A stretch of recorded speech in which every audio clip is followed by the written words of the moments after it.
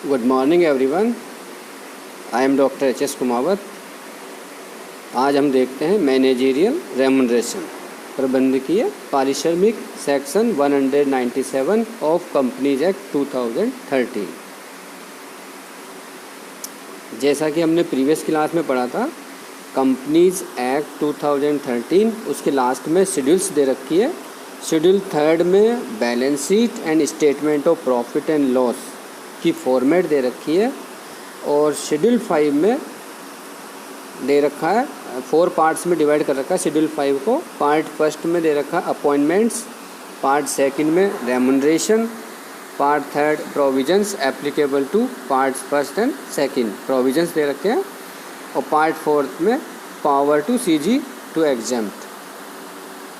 लेकिन हम देख रहे हैं पार्ट सेकंड ओनली, रेम्यूनरेशन, प्रबंधकीय पारिश्रमिक। तो प्रबंधकीय पारिश्रमिक according to companies act 2013 managerial remuneration. तो सबसे पहले हम देखते हैं कि मैनेजरियल में कौन कौन इंक्लूड होते हैं। तो प्रबंधकीय पारिश्रमिक से तात्पर्य कंपनी के संचालकों यानी डायरेक्टर्स, जिनमें प्रबंध संचालक मैनेजिंग डायरेक्टर एंड पूर्णकालिक संचालक यानी होल टाइम डायरेक्टर शामिल है, तथा प्रबंधक यानी मैनेजर को जो भी भुगतान या पारिश्रमिक दे है उसको बोलते हैं मैनेजरियल रेम्यूनरेशन। यानी total managerial remuneration payable by public company to its directors, managing director, whole time director and its manager in respect to any financial year. इसको बोलते हैं मैनेजरियल रेम्यूनरेशन। जो इन पर्सनस को दिया जाता है, पेमेंट किया जाता है, वो मैनेजरियल रेम्यूनरेशन कहलाता है। और लेकिन जो डायरेक्टर्स फीस दी जाती है, यानी जब मीटिंग में बैठते हैं वो, तो उनको सिटिंग फीस दी जाती है, वो मैनेजर रेम्यूनरेशन का पार्ट नहीं है, यानी हम उसको शामिल नहीं करते इसमें। कंपनी अधिनियम 2013 यानी कंपनीज एक्ट 2013 की सेक्शन 197 उसके अंतर्गत दे मैनेजरियल रेम्यूनरेशन की अधिकतम राशि यानी मैक्सिमम लिमिट की गणना करने हेतु सिटिंग फीस को शामिल नहीं करते। तो हम इसमें मैक्सिमम लिमिट दे रखी है कि इतना ही रेम्यूनरेशन दे सकते हैं। ऐसा इसलिए है क्योंकि कंपनी को डायरेक्टर्स चलाते हैं। यदि डायरेक्टर अपनी ज़्यादा सैलरी डिसाइड कर लेंगे, वो चाहते हैं कि कंपनी का सारा प्रॉफिट हम घर ले जाएं, तो वो अपनी सैलरी ज़्यादा डिसाइड कर लेंगे, तो इतना पैसा कंपनी से ले जाएंगे और कंपनी लॉस में चली जाएगी, या नेट प्रॉफिट की जगह नेट लॉस होगा। इस पर कंट्रोल करने के लिए कंपनीज एक्ट 2013 में सेक्शन 197 बना रखी है। उसमें उसके अकॉर्डिंग मैक्सिमम लिमिट दे रखी है कि कंपनी के directors, managing directors and managers इस लिमिट से ज़्यादा सैलरी रेम्यूनरेशन नहीं ले सकते। इससे क्या होगा, कंपनी को प्रॉफिट होगा और मैक्सिमम अमाउंट वह घर ले जा नहीं सकते। इसलिए मैक्सिमम लिमिट दे रखी है कि इससे ज़्यादा वह रेम्यूनरेशन प्राप्त नहीं कर सकते।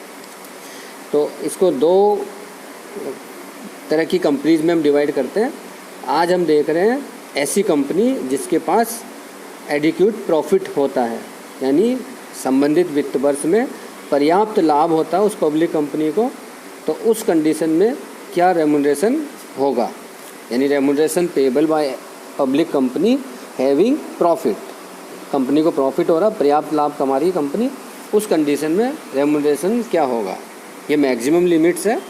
तो इसमें कंडीशन फर्स्ट देखते हैं, कंपनी विथ 1 मैनेजिंग डायरेक्टर और होल टाइम डायरेक्टर और मैनेजर। इसकी मैक्सिमम रेम्यूनरेशन दे रखा है एनी फाइनेंशियल एक वित्त वर्ष में 5% यानी 5% of net profits of the company. Net profit का 5%, इसको हम समझते हैं। कंपनीज एक्ट 2013 की सेक्शन 197(1) में पब्लिक कंपनी द्वारा डायरेक्टर्स, जिनमें managing director, whole time director भी शामिल है, तथा मैनेजर को किसी वित्त वर्ष में, किसी फाइनेंशियल ईयर में पेबल किए जाने वाले टोटल मैनेजरियल रेम्यूनरेशन की अधिकतम सीमा यानी मैक्सिमम रेम्यूनरेशन फिक्स्ड है, जो कि नेट प्रॉफिट नेट प्रॉफिट कैसे कैलकुलेट करेंगे? According to section 198।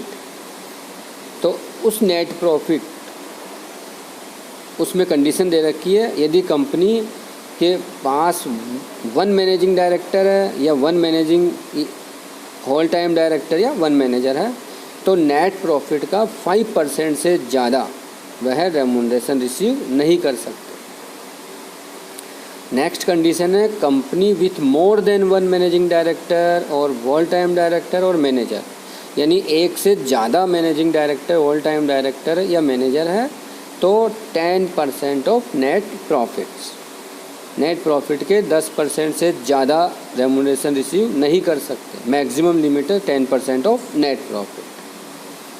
और overall limit on managerial remuneration, सबकी ओवरऑल मिलाकर वह 11% ऑफ नेट प्रॉफिट, यानी मैक्सिमम लिमिट है 11% ऑफ नेट प्रॉफिट।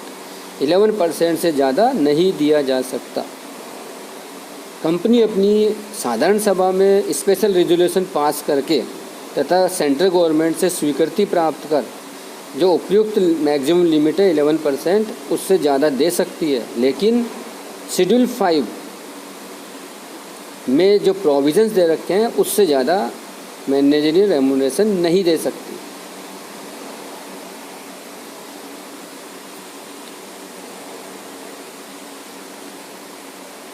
अब हम नेक्स्ट कंडीशन पर आते हैं। Managerial remuneration payable to directors who are neither managing director और नॉर होल टाइम डायरेक्टर्स, यानी मैनेजिंग डायरेक्टर्स और होल टाइम डायरेक्टर्स नहीं होने की स्थिति में क्या कंडीशन होगी, यानी प्रबंध संचालक एवं पूर्णकालिक संचालक के अलावा जो अन्य समस्त डायरेक्टर्स बचे, उन सब का कुल मिलाकर 1% ऑफ नेट प्रॉफिट। क्लियर है? For directors who are neither managing director और होल टाइम डायरेक्टर, उनको छोड़ के जो बाकी डायरेक्टर्स बचे उनका कुल मिला के maximum net 1% of net profit. Next condition है managing director, whole time director और मैनेजर, इनमें से कोई भी नहीं हो, कोई भी नहीं है तो ज़्यादा काम करना पड़ेगा, तो 3%। कोई भी नहीं हो तो maximum limit is 3% of net profit if there is no managing director और whole time director. Thank you.